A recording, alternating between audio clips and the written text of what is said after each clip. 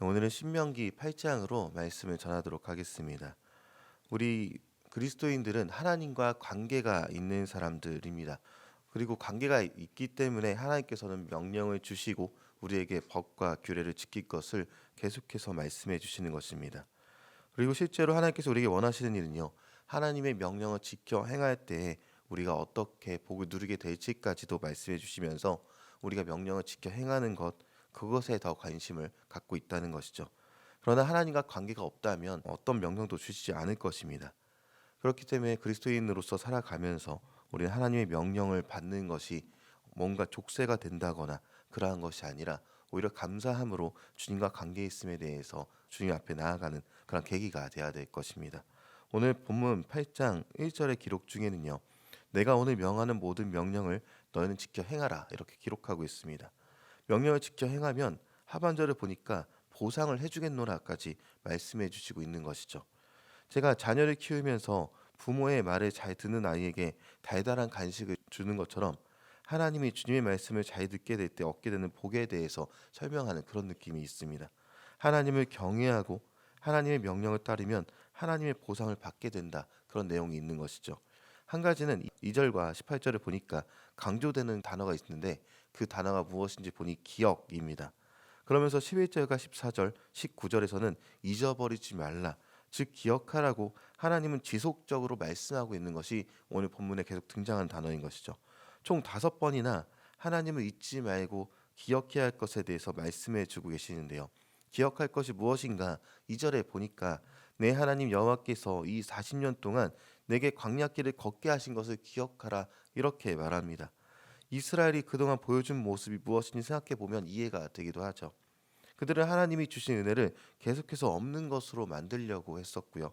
심지어 하나님이 주신 금으로 우상을 만들기까지 했었던 모습을 갖고 있습니다. 하나님의 명령은 아주 간단합니다. 하나님이 너에게 베푸신 은혜를 기억하라라는 것이죠.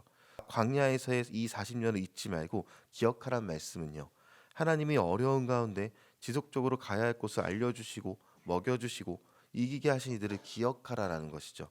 그런데 이 강조점을 보면서 우리 그리스도인들의 모습이 떠오르게 됩니다. 우리 그리스도인들은요, 하나님이 은혜 베풀어 주셔서 이 자리에 있는 사람들인 것이죠. 그러나 간혹 내가 잘해서 어떤 선택을 잘하거나 일들을 잘 해내어서 지금 스스로의 위치에 있다고 여기는 경우가 있을 수가 있습니다. 우리의 롤 모델이기도 한 다윗이요, 늘 겸손하게 살다가 교만해져서 자신이 이룩한 모든 것들을 수를 세며 자화자찬한 적이 있었을 때 그때 주님은 책망을 하셨죠. 그러한 모든 것들을 내려놓으라 말씀하시는 것입니다. 왜 그러셨는지 2절 하반절에 설명합니다. 이는 너를 낮추시며 너를 시험하사 내 마음이 어떠한지 그 명령을 지키는지 지키지 않은지 알려 하심이라라고 기록하고 있습니다. 광야의 이유는요, 교만으로 뭉쳐있는 인생들을 낮추시고 우리의 마음이 어떠한지, 주님의 명령을 지키는지 시험하시는 하나님의 의도와 마음이 숨어 있다는 것을 얘기해 줍니다. 하나님이 광야에서 이스라엘이 하기 원했던 것은요, 살아남는 기술이 늘어나거나 혹은 협상의 기술이 좋아진다거나 광야에서 먹을 것을 스스로 구할 수 있는 힘을 얻는다거나 그런 방향으로 이끌지 않으셨습니다. 오히려 계속 광야에서 함께 해주시면서 한없이 돌봐 주셨던 것이죠. 아무것도 없는 그곳이요, 모든 곳이 하나님의 사랑이 나타나 있는 것을 인지하게 만드는 것이 광야에서의 훈련이었던 것입니다. 3절과 4절에서 조상들도 맛보지 못한 만나와 의복이 헤어지지 않고 사막에서 발이 부르트지 않는 인도하심을 경험했다라고 이야기합니다.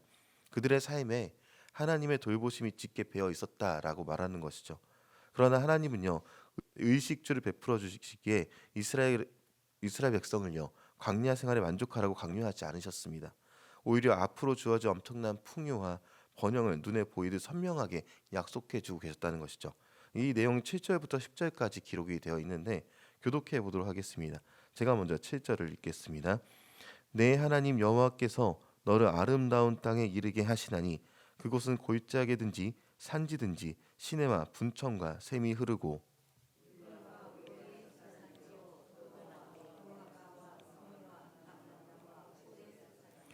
내가 먹을 것에 모자람이 없고 내게 아무 부족함이 없는 땅이며 그 땅의 돌은 철이요 산에는 동을 캘 것이라.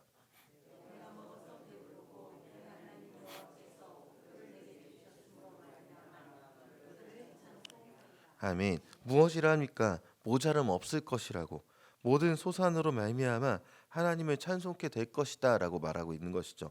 그리고 주님이 주시는 복은 여기서 멈춰지지 않습니다. 11절에서 하나님을 잊지 말고 기억하라고 다시 말씀하시면서 두 번째로 오늘 하나님의 음성에 대한 이야기를 합니다. 이 내용은 19절과 20절에 기록하고 있는데요. 제가 먼저 19절을 여러분이 20절에 교독하겠습니다. 내가 만일 내 하나님 여호와를 잊어버리고 다른 신들을 따라 그들을 섬기며 그들에게 절하면 내가 너희에게 증거하노니 너희가 반드시 멸망할 것이라.